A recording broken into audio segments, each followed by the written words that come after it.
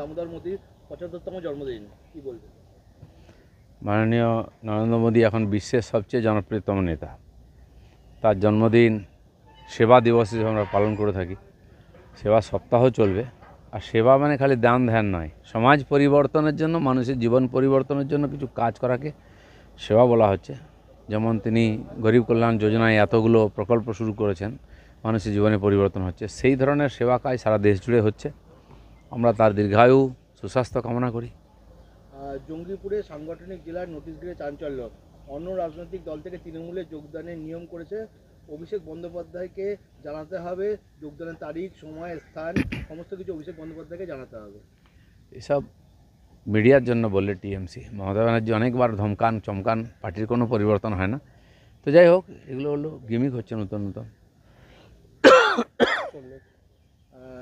প্রশ্ন হচ্ছে যে ক্যালেন্ডারে সরকারি ছুটি থাকতো বিশ্বকর্মা পুজোর দিন, বিশ্ববিদ্যালয়ে ছুটি নেই, মানে বিশ্ববিদ্যালয়ে ছুটি নেই, ক্যান্ডিডেটদের মানে জন্য ডাকছে ভর্তির জন্য। আমি বুঝতে পারি না বিশ্ববিদ্যালয়ে বিশ্বকর্মার ছুটি দেওয়ার কী দরকার আছে, বা স্কুলে দেওয়ার কী দরকার আছে। ইন্ডাস্ট্রির সঙ্গে যুক্ত যারা আছেন তারা পুজো করেন, এক একটা সরস্বতী পুজো হয় ছুটি দিক, দুর্গাপূজা কালী পুজো সবাই মিলে করি, আমরা ছুটি দিই। সব জায়গায় যদি ছুটি আসবে, যেহেতু একটা রবিবারে ছুটি চলে গেছে, একটা ছুটি দিতে হবে, এরকম করে তো চলতে পারে না। ছুটিই চলছে, কাজ কোথায় হচ্ছে, পড়াশোনা কোথায় হচ্ছে। ফের শিক্ষাঙ্গনে তৃণমূলের দাদাগিরি, প্রধান শিক্ষককে ঘাত ধাক্কা তৃণমূল নেতা কাকদ্বীপের ঘটনা, কীভাবে দেখছেন? দেখো, স্কুল কলেজে ইউনিভার্সিটিতে কোথাও পড়ার পরিবেশ নাই। লুটপাট, মস্তানি, দাদাগিরি আর ইউনিয়নবাজির নামে টাকা তোলা, এসবই চলছে। সেজন্য আজকে সরকার ডিসিশন নিচ্ছে 8,000 স্কুল বন্ধ হয়ে যাবে। কিন্তু এই যে পরীক্ষা হয়েছে, যদি পুনর্নিয়োগ না হয় তো 28,000 স্কুল বন্ধ হয়ে যাবে। পড়াশোনাটা হবে কোথায়? গ্রামগঞ্জের সাধারণ মানুষের ছেলেমেয়েরা কোথায় পড়বে? 2022 সালে টেট উত্তীর্ণরা কালকে বিকাশ ভবন আসে, তারপর এপিসি ভবন। মূলত তাদের চাকরি কবে হবে? 3 বছর ধরে তারা ঘুরছে। এরকম বহু পরীক্ষা বিভিন্ন ডিপার্টমেন্টের রেজাল্ট হয়নি, পরীক্ষা হয়ে সিপিএমের আমলে পরীক্ষা হয়েছে, এখনও রেজাল্ট হয়নি বা চাকরি হয়নি, তারা আন্দোলন করছেন।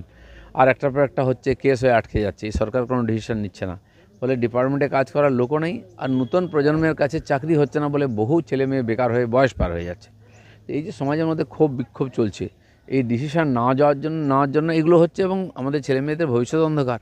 আজকে এবারে হায়ার সেকেন্ডারি পাস করে পড়ার পরে ছেলেমেয়েরা বাংলায় পড়তেই চাইছে না, কারণ এখানে ভবিষ্যৎ নেই।